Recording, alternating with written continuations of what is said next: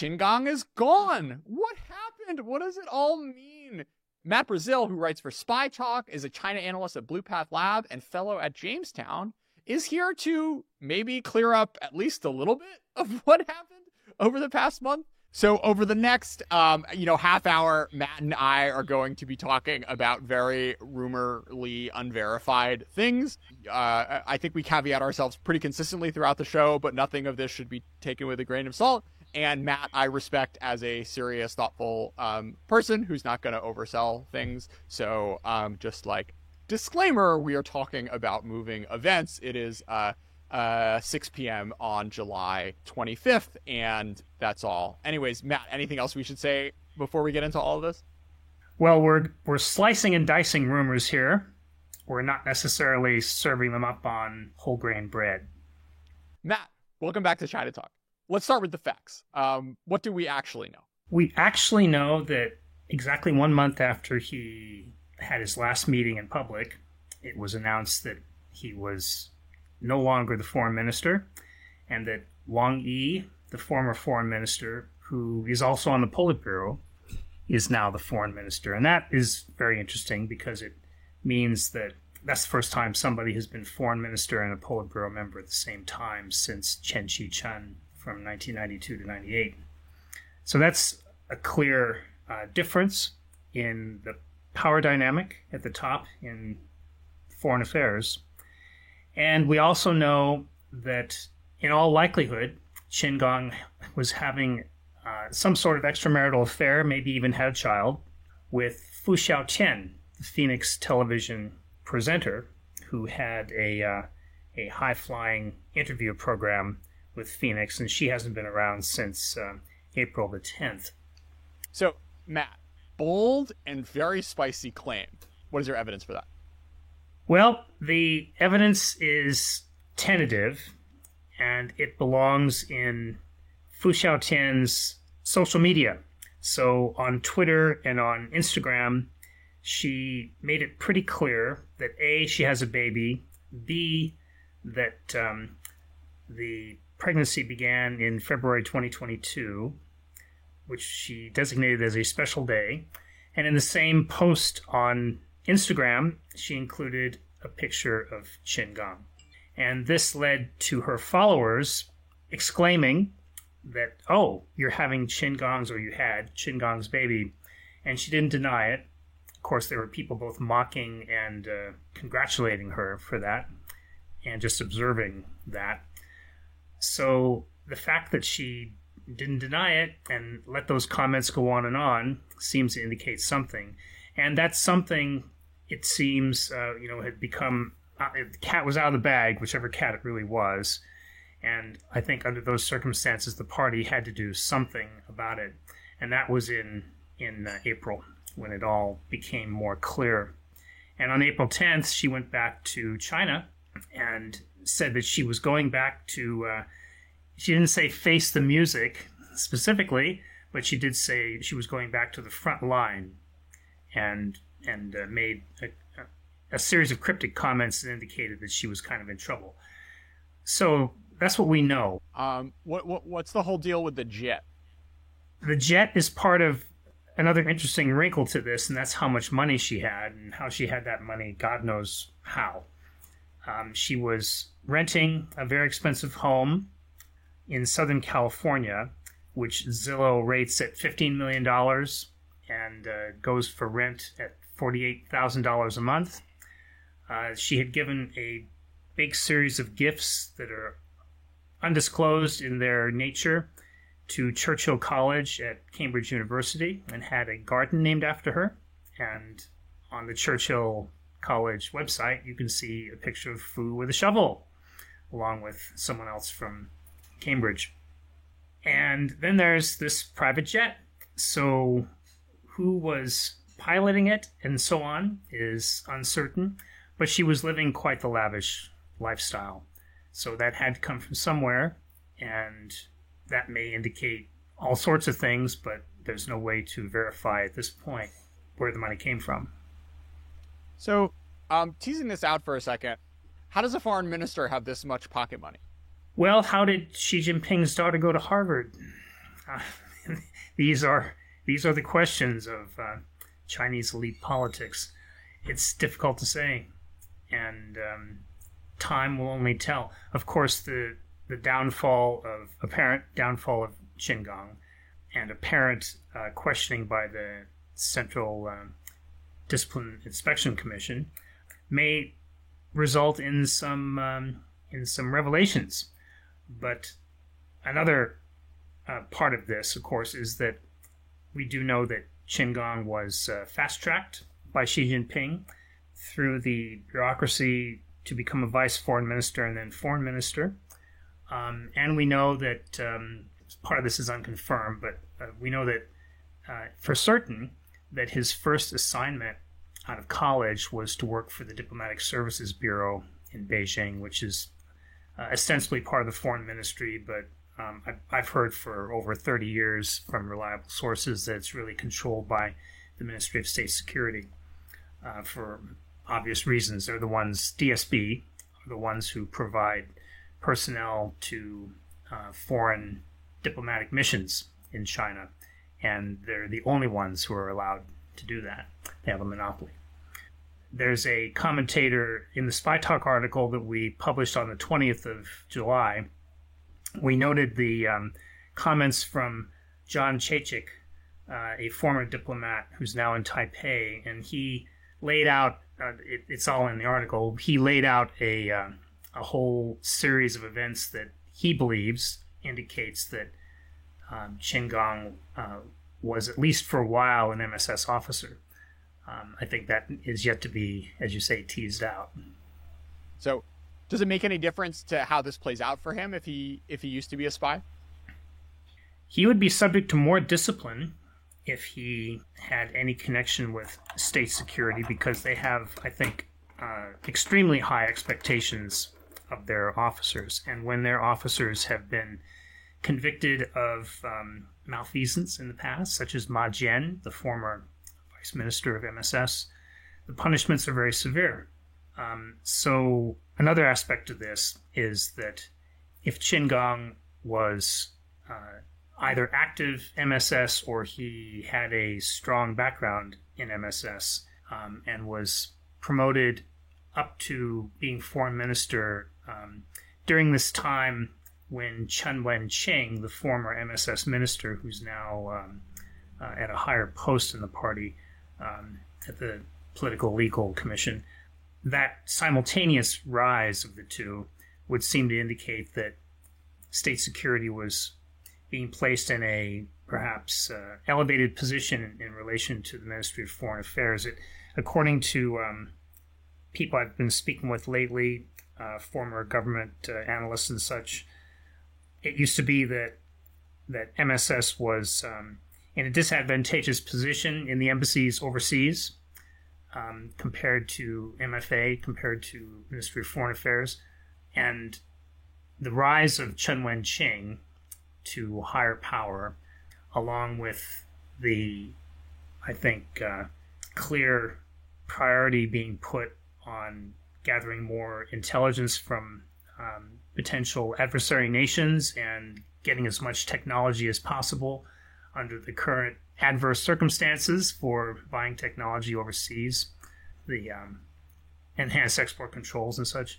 Under those circumstances, it seems as if there was some coordination there in raising the status and power of the security apparatus. So we've laid the facts out. We have Qin as foreign minister out. We have a lot of smoke around this whole sort of kept woman, love child business. We have some relatively new data points of him sort of rising up the ranks potentially within the MSS. But now we get to the real juicy stuff. Matt, what are some of the rumors you've been hearing? And maybe we'll go in terms of let's start with least credible, and we'll sort of build to most potentially realistic. Least credible. Well, I'd say the least credible would be that Xi Jinping's wife, Peng Liyuan, is good friends with Qin Gang's wife, and that Qin Gong's wife went to Peng Liyuan and said, "You've got to do something about that man." There could be something to that, but I say it's less credible because I've only heard it from one source, and I can't find anything indicating that there's anything to it. There's no way to confirm it at all. And then there's another one, a intelligence analyst in East Asia who's working for an East Asian government was telling me that there are a lot of internet rumors that Qin Gong died in bed at the PLA 301 hospital in Beijing. And that could be true too, because we haven't heard from him. And there's been no pictures, no nothing, no Qin Gong in the witness or the accused dock in a court or anything like that, which would still be to come. But there's no evidence there. There's it's just people saying my old buddy in Beijing said this or that, and so those are very interesting and may prove to be true, but they're less than credible. At the same time, I think that the information on Fu's social media is somewhat credible. It's only her saying these things, but her account of having a baby and hinting that it's Qin Gong as the father, it fits, you could say, with the objective circumstances. And it's kind of a weird thing to brag about if it wasn't true, because it could really get you in trouble. It certainly could. And, there's also speculation that Fu was an MSS asset of some sort. And I say asset, not officer, but asset, a recruited agent. And it's certainly true, according to more than one source that I've spoken with who are reliable, that Phoenix Television is not owned by MSS like the Diplomatic Services Bureau is, but it's used by MSS to place officers. And so with her record of interviewing so many prominent people, including Ban Ki-moon and John Kerry and many others, she'd be a great target to recruit if you wanted to make sure you got all the information about who is related to who knows who, and so forth, which has been a favorite thing for MSS to do. Yeah, I mean, I guess the question then is, Matt, is like, if you're sort of in on it, like, why would you be so dumb? Because then you start to get into like soap opera shit, right? Of like maybe she was trying to get back at him because she was mad at her or something. Because like this doesn't end well if it like comes out to the world that it turns out that you have a child out of wedlock with a senior CCP official. That's certainly true, and the reason why I brought up that she doesn't seem like an MSS officer who's disciplined and trained, that she seems more like, if at all, this is total conjecture now, if she were an asset. It's not unusual for people who are recruited into the spying game to behave well for a while, and then they start to have regrets, and then they start to do weird things. It can be difficult to control them because they become frightened. They start to have big regrets. There's an interesting website, by the way, where there's a theory of the recruited spy, of the inside trader, which doesn't apply to China, but it's a good set of human observations at the site called noir4usa.org. That's NOIR, the number 4, USA.org. The person who formulated that theory is a psychiatrist who's interviewed a lot of former spies against America who are in prison now. So there we are. Coming up our ladder of credibility, if it's not Xi's wife, then who else might be playing a role here? Well, it also could be, this gets into more conjecture now, but I think it also fits into the scenario. It's also possible that people on the inside of the Ministry of Foreign Affairs suddenly got some backbone and decided to report on Qin Gong. And the reason I say that is that his rapid ascent and his possible previous affiliations or present affiliation with state security could very well have caused jealousy and resentment inside the ministry. And if he were actually conducting an extramarital affair in the United States while ambassador, that would make him, of course, a recruiting target for the Americans, and that would be a big security issue. So it could be that after some period of time where people were just scared to death of him, and there's some information out there indicating that people were typically scared to death of him, his subordinates feared him. After some period of time, it could be that people, one or two people decided enough's enough. And that's something I've seen happen too in other problems regarding corruption inside of corporations in Asia. Continuing on our credibility ladder, what's next, Matt? I think that is pretty much it.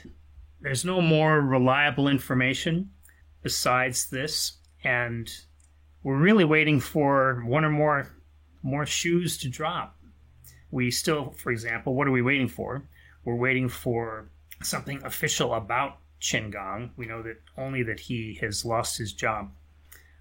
And we're also waiting for something official about Fu Xiaotian, if anything like that will be publicized. It's interesting also, as far as a small factoid, that the information on Qin Gang, as reported by Bonnie Glazier this morning on Twitter, the information on Qin Gang, the pages about him on the Foreign Ministry website have been largely wiped out. It's as if he didn't exist. He also was taken off the list of former foreign ministers, which is not an unusual thing in China. Pictures of Jiang Qing on the Long March, pictures of Lin Biao on the rostrum in Communist Party conclaves after they were disgraced were photoshopped out. So that would be a normal response by this bureaucracy. We have one strand left, right? He's still on the Politburo? That may still be true, but if it is, I don't think it's going to last much longer. Is there anything we can sort of conclude on the, there's been a lot of discussion, like this was Xi's guy, he promoted him over this, that, and the other person.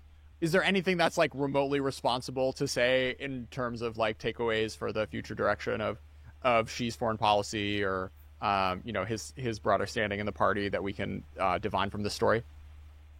Well, I'm watching carefully to see if any news comes out about Chen Wenqing, the former MSS minister who is now with the Central Political Legal Commission, because if the plan to raise the stature and ability of state security in relation to the foreign ministry has been reversed, then we may see something about Chen Wenqing maybe being shuffled around somewhere else. But I think it's premature. A lot of people on the Chinese anti-communist press are saying that this is bad for Xi Jinping. He's going to be embarrassed. It's a terrible mistake. People are going to think he's incompetent and all that sort of thing. But the power that he has accumulated at this point, where there's even a draft law being considered to make the study of Xi Jinping thought mandatory for practically everybody, his power base at this point is very strong. And if we look back at what happened when Lin Biao got in that Trident jet and tried to fly to Russia and crashed in Mongolia back in 1971, he was Mao Zedong's successor. And at the time, people were saying, oh, look, Mao Zedong has made a terrible choice for successor. This will embarrass him, etc., etc. And nothing happened. The regime found a way to paint him as a terrible villain. And so I think another thing to watch for, of course, is what the regime comes out and says about Qin Gang. Are they going to remain silent forever? Are they going to come out and give a list of his crimes, which will probably include the extramarital affair, but could also include a lot of other stuff they make up on the spot? I don't think Xi Jinping's position will be threatened. It is possible that eventually Xi Jinping will be voted out by people in the Central Committee for pursuing harebrained schemes like Khrushchev was in 1964, but I think that day is a long way off. Okay, so Matt, I want to close with a reading from our friend Kang Sheng, who was who ran the internal security apparatus during the Cultural Revolution and is like a horrible human being. But Joseph Chirigian, a longtime friend of the pod, recently tweeted out a quote from him saying, 中国的问题和事情 外国人, by which he meant like the Russians. common turn, 总不能不清楚的, 甚至连我们自己也弄不清楚. Basically like our foreign communist friends have no idea what the hell is going on with our party. But like, honestly, even me, the freaking head of security for the party has no idea what the hell is going on. So much less two white guys recording a podcast halfway around the world really have any real sense of exactly what it did exactly what is going on when you see these sort of internal party machinations end up sort of manifesting in public. So Matt, maybe close us out with any sort of reflections on the wisdom of Kang Sheng? Well, not to get political here, but Beijing, if you're listening, you really ought to open up those archives and let us see what was actually going on. One of the things that it doesn't really puzzle me as much as I find it frustrating about the Chinese Communist Party, is that they don't seem to realize how important China is to the world. They say they do, they posture like they do, but if they realized how important China is to the world, what Kang Sheng said wouldn't be true. In other words, they would try to communicate what's going on in China to the rest of the world without just bathing it in silly propaganda. The world needs to understand China better, and the Chinese Communist Party is not helping. So, Matt, your last book, Chinese Communist Espionage, an intelligence primer we did a show about, I guess, a year ago. You're currently working on a new project. I don't know if you want to do a little preview, or if you're still taking like random diaries from people, if they have any fun Chinese spy material for you. Yeah, this book is the first book was meant to be a handbook for specialists and a reference work. This next book is intended to be for the general reader, somebody who's not necessarily sheep dipping everything Chinese communist through a graduate school career or anything like that.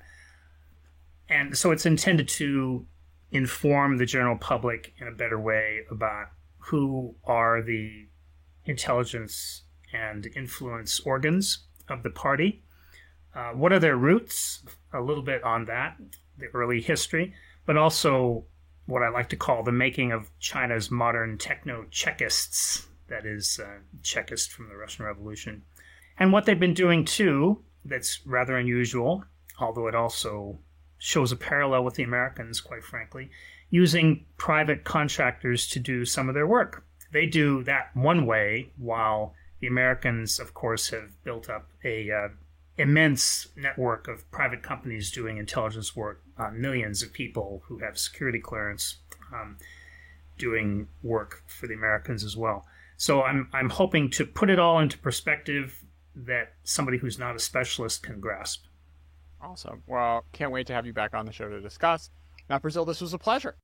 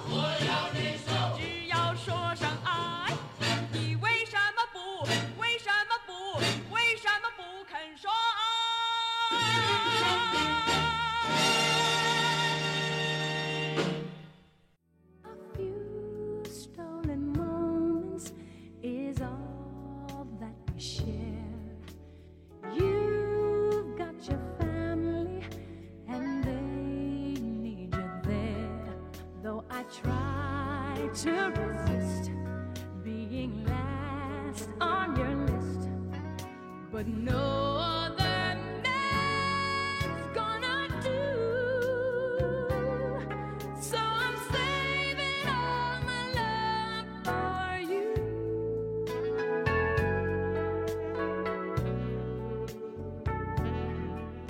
It's not very easy living all alone. My friends try and tell me find a man of my own, but each time I try, I just break down and cry, 'cause I'd rather be home feeling blue. So I'm saving all my love for you. You used to tell me we'd run away together. Love gives you the right to be free. You said be patient, just wait a little longer, but that's just an old fantasy. I've got to get ready, just a few minutes more. Gonna get that old feeling when you walk through that door, 'cause tonight